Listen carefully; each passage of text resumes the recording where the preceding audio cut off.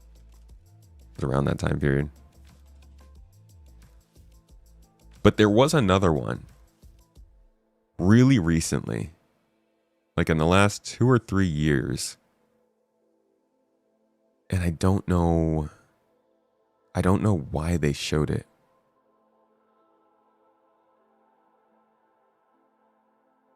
Why or where? You said it was during the, somebody said it was during this?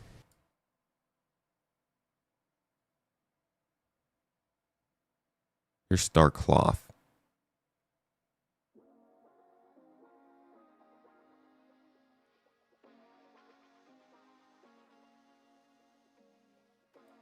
So they show some of his stuff here.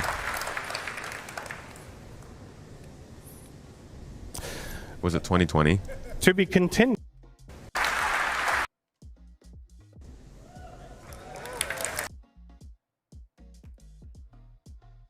Might have been CitizenCon 2022.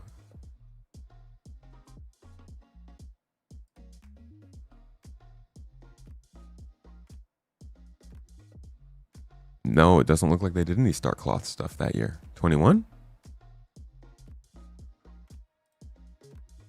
Doom, doom, ba-doom, boom, boom.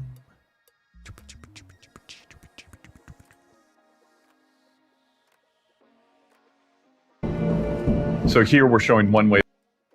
Not here. Right, I don't think this was, yeah, that was all pyro stuff. We wanted to make sure that these... I swear there was something in this.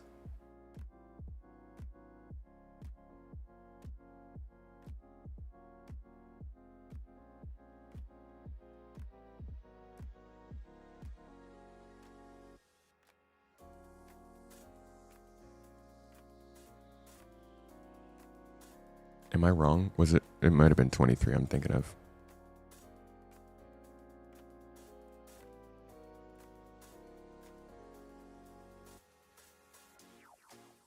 Here we go. Thanks. Yeah, you were right. It was him running. So I didn't remember this part. I only remember the reshot. But yeah, this is it. Stairs, they have to crouch, they have to prone. It's got to collide with the environment.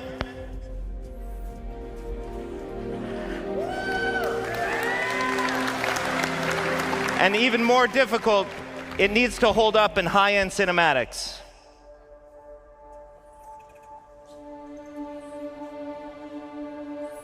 There we go. That's the shot.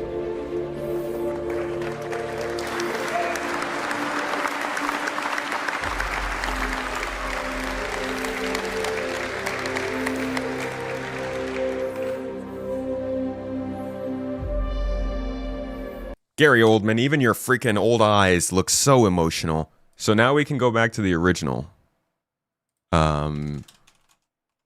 Which I think was the Bishop speech. Is this where they did it? No. No, this was... Where's the part like that played before that? This one? No, this is the one we were just looking at. But that's the same shot. That's what they were trying to show. It's just that in this shot, you can't see Bishop. Black Knight Challenge. Yeah, so I can't find the original, but does look good.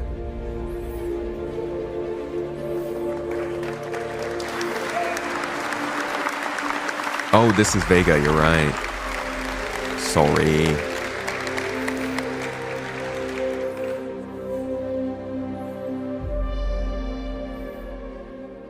Cut that one just before some good spoilers, so yeah. All right. That's that though, guys. Like I said, I just wanted to do this quick overview of what went on with Star Citizen Live. I got to go get to some more video work for you. I hope you enjoyed this looky loo though. Thank you for joining me on this weird Thursday show. I will see you all tomorrow for some more gameplay. Keep it real. Stay safe. Stay space safe. Take care of yourselves. Eat good things. Celebrate a jumping spider. Take care of your spouse. Call a friend. Eat something you love. Bless yourselves. You're good people. You deserve it. I'll see you all in the next one. Have a wonderful day. Until tomorrow.